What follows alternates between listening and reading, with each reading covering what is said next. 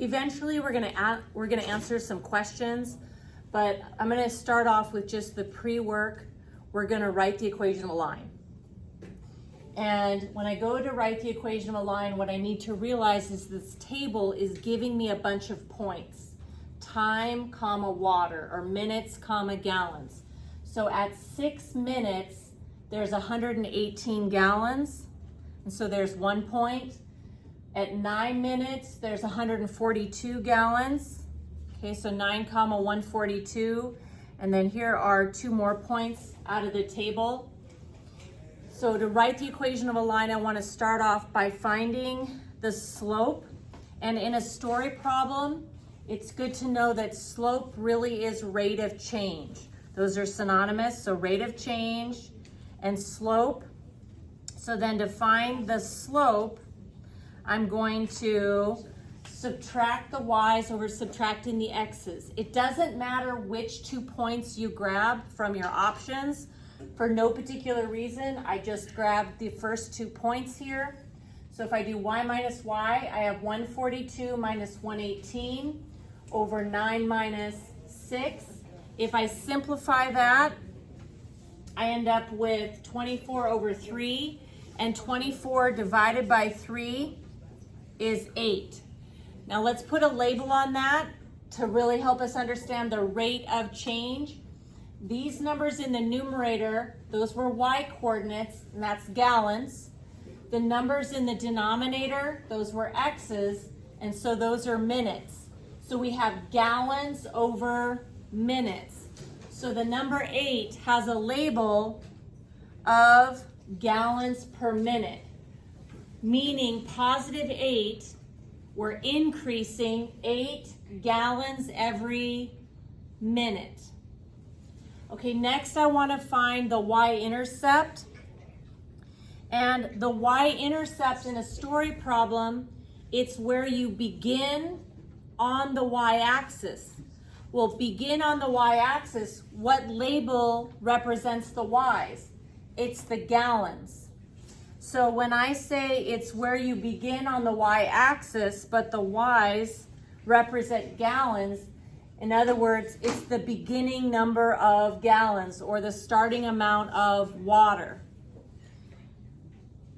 So to go ahead and find my y-intercept, I'm going to come off here to the side with y equals mx plus b. I'm going to replace the m with the number I just found, which is 8. And then I need an x and a y.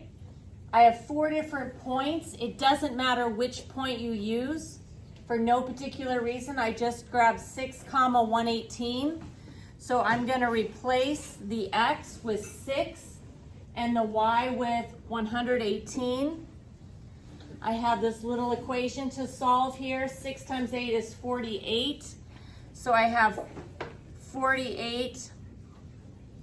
Let me just take those off.